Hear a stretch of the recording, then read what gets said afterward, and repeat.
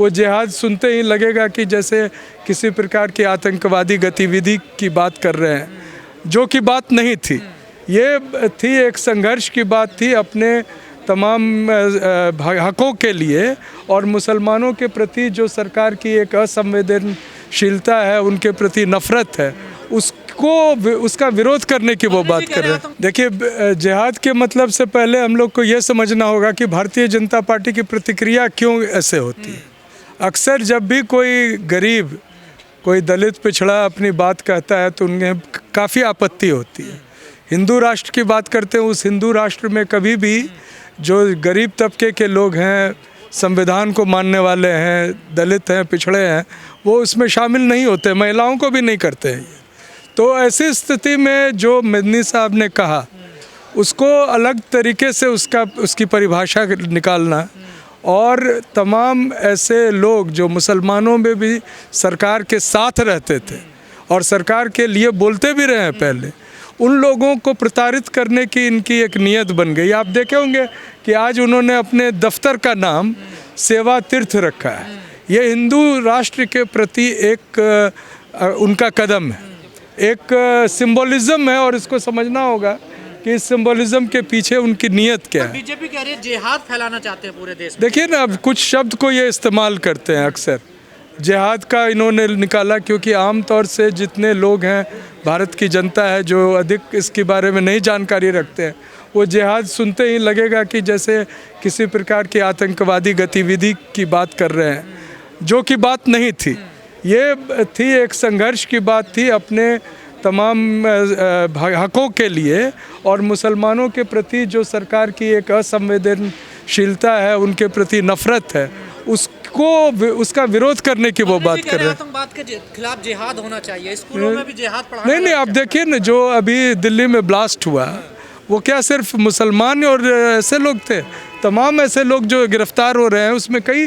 तो ऐसी परिस्थिति में आप इसको एक ब्लैक एंड वाइट जैकेट में कर देना कि ये सिर्फ धार्मिक रूप से प्रताड़ित करने के लिए, मुसलमानों के प्रति एक और नफ़रत भरा बयान जारी करने के लिए, उनकी बातों को तोड़ मरोड़ के पेश करने के दिशा में। आप मानते हैं मुसलमानों पर अत्याचार हो रहा है भारत में? निश्चित तौर से सिर्फ मुसलमान पे नहीं हो रहा है। आप बिहार में देखिए ना कि 10-10 हज़ार दिया इन्होंने जीविका दीदी कह के, और किनके घरों को तोड़ा जा रहा है।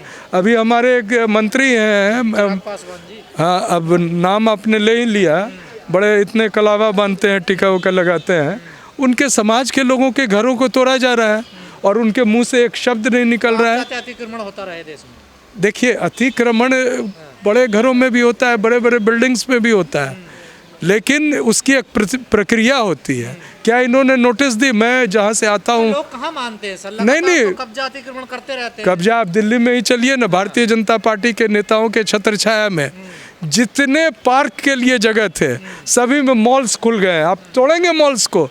आरएसएस जिसकी अपनी संगठन का कोई रजिस्ट्रेशन नहीं है, वो 5 सितारा होटल बना दिया है अरावली के रॉक्स पर, जहाँ पर अलाउड नहीं है ग्रीन नियम के हिसाब से, यानी कि पर्यावरण के हिसाब से।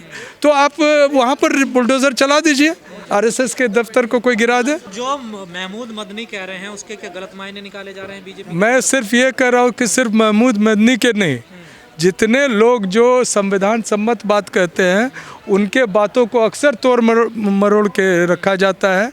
और आप देखिए ना कि जो संसद में भी कई मंत्री कुछ बयान देंगे या राहुल जी कोई बयान देंगे, उसको तुरंत उसका कोई ऐसा अर्थ निकालेंगे ये लोग, और जिससे कि बहस ही दूसरी दिशा में चले जाए। प्रोफेसर हैं, पढ़ाते हैं, तो क्या जिहाद का मतलब आतंकवादी होता है क्या? देखिए, मैं उर्दू का प्रोफेसर तो नहीं हूँ, लेकिन इतिहास का हूँ, और इतिहास से हमने बहुत कुछ सीखा है। और इतिहास से हम ये भी सीखते हैं कि किस तरह से जो शासक होते हैं, वो चाहे हिंदू हो या मुसलमान, वो लोगों के बीच में लड़ा कर भी अपनी बातों को आगे बढ़ाते हैं। और ये चीज़ हम देख चुके हैं कि अपने भाइयों का भी कत्ल किया है, चाहे वो हिंदू हो या मुसलमान हो। तो यहाँ जो हिंदू जिसकी बात कर रहे हैं, भले ही उनके भाई हों, भले ही उनके नज़दीकी लोग हों, क्या वो उनका उतना ही सम्मान करते हैं जितने अपने घर में? नहीं, वो शासन के लिए कुछ भी कर सकते हैं।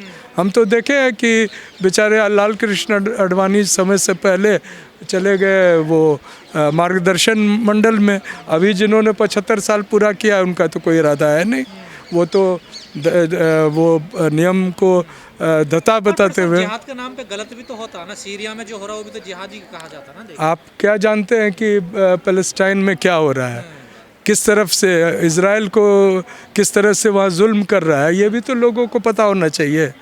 दरअसल जो आरएसएस के प्रवर्तक हैं उनका अपना एक लिंक है इजरायलियों से, यहूदियों से। इस वजह से वो ज़बरदस्त ढंग से वो मुसलमान का विरोध करना और यहूदियों का समर्थन करना जारी रखे हुए हैं। तो मदनी साहब जो बोले और आज मैं आपके समक्ष जो बोल रहा हूँ, इसके भी लोग अर्थ निकालेंगे। मदनी साहब भड़काना चाहते हैं देश के मुसलमानों को। आप मुझे तो खुशी हुई कि कोई भड़का सकते हैं।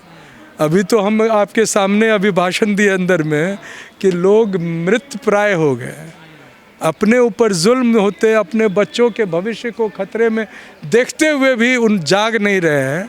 तो मुसलमान ही अगर जाग जाएंगे तो अच्छी बात। ये तो बिल्कुल विपरीत बात कर रहे हैं, ये पहले से डरा रहे हैं कि तुम जगो नहीं, जगोगे तो हम तुमको जिहाद के नाम पर ही तुमको, और तुम चाहे भले अपने हितों के लिए संघर्ष करो लेकिन तुमको छोड़ेंगे नहीं। मैं तो यही कह रहा हूँ कि जो लोग सरकार के समर्थन में भी बोलते हैं, उनके अगर किसी भी एक वाक्य से इनको लगता है कि इनके शासन का डोल सकता है तो उन पर ये तुरंत हमला कर देते हैं। पर हिंदू राष्ट्र तो अब तेजी से भारत बनने की तरफ जा रहा है ना। सेवा तीर्थ तो बन ही गया है, अब उसमें झांसा राम जी भी बैठ गए हैं। आपको दिक्कत क्या है हिंदू राष्ट्र से? हिंदू राष्ट्र मतलब ब्राह्मण राष्ट्र है। ब्राह्मण राष्ट्र मतलब और ये लोग जो है, चाहे वो दलित पिछड़े महिलाएं हैं, उनके हितों को ख़त्म कर दिया जाना। अलग अलग एक ही तरह के अगर गलती है या अपराध है उसके लिए जाति के आधारित पर उनको छोड़ा जाएगा या उनको सज़ा दी जाएगी। तो ऐसी परिस्थिति में हिंदू राष्ट्र में मनुस्मृति होगी तो मनुष्य और क्या है, उनका मनुस्मृति के ही आधार पर हिंदू राष्ट्र बनेगा और क्या बनेगा। ब्राह्मण की आबादी तो बहुत कम है, आप कह रहे हैं कि ब्राह्मण राष्ट्र बनाना चाहते हैं। जब बहुजन वाले हैं। भारतीय जनता पार्टी के समर्थक थोड़े से होते हैं और तमाम तिगड़म करके चुनाव जीत जाते हैं तो ये तो पूरे ऐसे आप कह रहे हैं जिनको वो लगा देंगे कांवड़ ढोने में और हमारे लोग उसी में रह जाते हैं। हमारे बच्चे और इनके बच्चे विदेशों में पढ़ रहे हैं तो 3% हो या 5% क्या फ़र्क पड़ता है।